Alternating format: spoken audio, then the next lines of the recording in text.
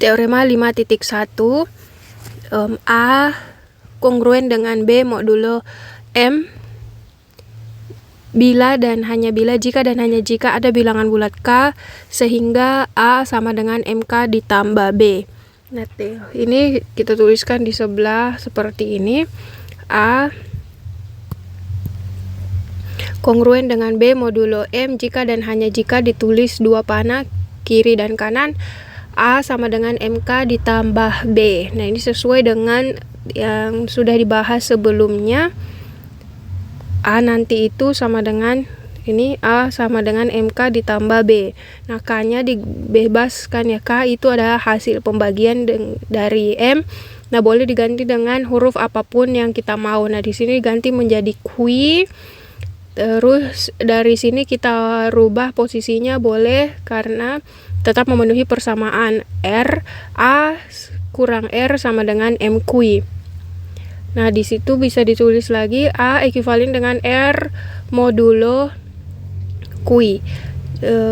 Oke, R-nya di sini itu sisa B sebelumnya, sisa B sebelumnya diganti menjadi R, yaitu sebagai sisa. Nah, itu dari awalnya A sama dengan A kongruen dengan B modulo M, itu boleh diganti menjadi seperti ini. A ekuivalen dengan kongruen dengan R modulo M. Jadi sisanya di sini awalnya B, di sini sisanya adalah R. Dan ingat, sisanya itu harus lebih besar dari sama dengan 0 dan kurang dari M. Jadi harus kurang dari pembaginya.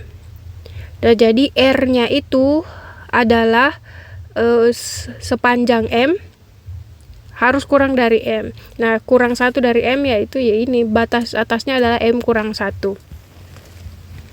Nah, itu ditulis di teorema 5.2. Teorema 5.2, setiap bilangan bulat kongruen modulo M dengan tepat 1 antara 0,1, 2, 3 sampai M kurang 1. Nah, maksud dari teorema 5.2 yaitu seperti ini, tepat 1. Nah, misalkan tadi kita sudah tulis A kongruen dengan R modulo M. M adalah pembaginya, R adalah sisa baginya, A adalah sesuatu yang dibagi. Nah, misal 26 sesuatu yang dibagi 11, sisanya adalah 4. Jadi R-nya nanti yaitu sisanya itu adalah tepat 1. Kalau mau yang lain misal R-nya 3, nah itu A-nya pasti berubah. Jadi setiap bilangan bulat kongruen modulo M, bilangan bulat, maksudnya bilangan bulat misal yang A bilangan bulat itu kongruen dengan M, A nanti akan kongruen dengan M tepat 1 di sini, tepat 1 di R. Tidak mungkin ada angka lain atau bilangan lain yang di posisi R. Jadi A itu 25 di sini pasangannya sudah 11, tapi di sini tepat 1 nanti, tidak mungkin ada angka lain. Kalau misal diubah jadi angka lain, misal ada 2 modulo 11, nah ini tidak jadi kongruen karena coba 25 kurang 2 dapat 23 itu tidak bisa dibagi 11. Nah, kalau mau ini kongruen harus angkanya 3. Kalau tetap mau mempertahankan 2 di sini berarti 25-nya harus diganti menjadi angka lain, bilangan yang lain. Misal jadinya harus 24 baru boleh kongruen. Nah, itu maksud dari teorema 5.2. Kita lanjut lihat definisi 5.2. Definisi 5.2, jika A kongruen dengan B modulo M dengan sisanya itu harus lebih besar sama dengan 0 kurang dari M, maka R disebut residu terkecil.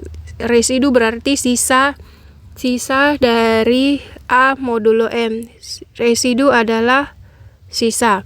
Nah, kita lihat untuk kekongruenan modulo M ini, himpunan 0, 1, 2, 3 sampai M kurang 1 disebut himpunan residu terkecil. Jadi kita ambil M-nya, terus bilangan-bilangan yang lebih kecil dari M itu bisa dijadikan himpunan. Nah, seperti contoh 5.4, tapi nanti kita lihat terlebih dahulu contoh 5.3. Residu terkecil dari 71 modulo 2 adalah 1. Di hasil bagi 71 bagi 2 itu sisa paling kecilnya adalah 1. Ada sisa-sisa lain tapi bukan sisa terkecil. Residu terkecil lah yang diambil. Jadi ingat, residunya harus lebih kecil dari pembaginya. Di sini di contoh 5.3 nomor 1 modulo 2. Berarti pembaginya adalah 2. Residunya harus lebih kecil. Residu lebih kecil. Di sini R-nya adalah 1. Contoh 2, residu terkecil 71 modulo 3. Modulo 3 itu 2, berarti R-nya 2. Di sini kan sisanya jika pembagian bersusun 71 dibagi 3, hasilnya 23, sisanya 2. 2 adalah sisa terkecil. Nomor 3, residu terkecil dari 53 negatif 53 modulo 10. Modulo 10 berarti pembaginya adalah 10. Residu terkecilnya adalah 7. Residunya itu harus berbentuk bilangan positif.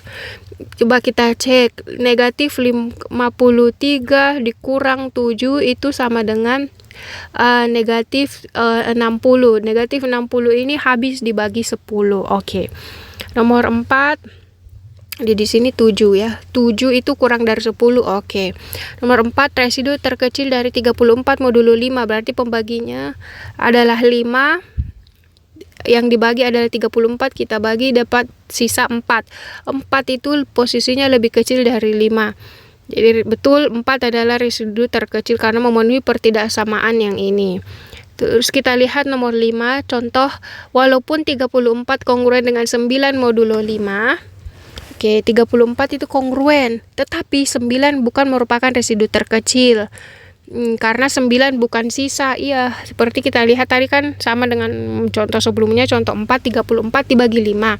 Sisa terkecilnya adalah 4. Kalau sisanya 9, 34 dibagi 5 masih ada sisa 9. 9 itu masih bisa kita bagi dengan 5. Dapat 1 nanti, 1 kali 5, 5. Jadi jadi 9 ini belum sisa yang terkecil, bukan residu terkecil. Walaupun kongruen tapi bukan sisa terkecil.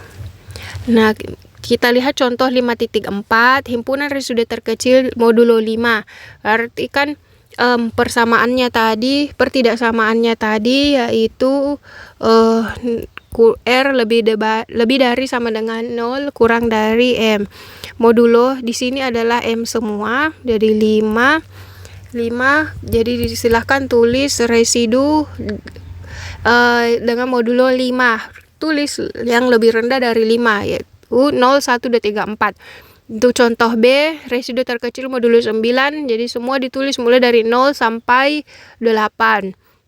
Yang penting 1 kurangnya dari modulonya. 25 di sini berarti 24 yang max.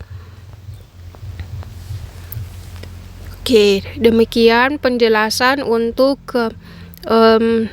teorema 5.1, 5.2, definisi 5.2 dan contoh 5.3, contoh 5.4.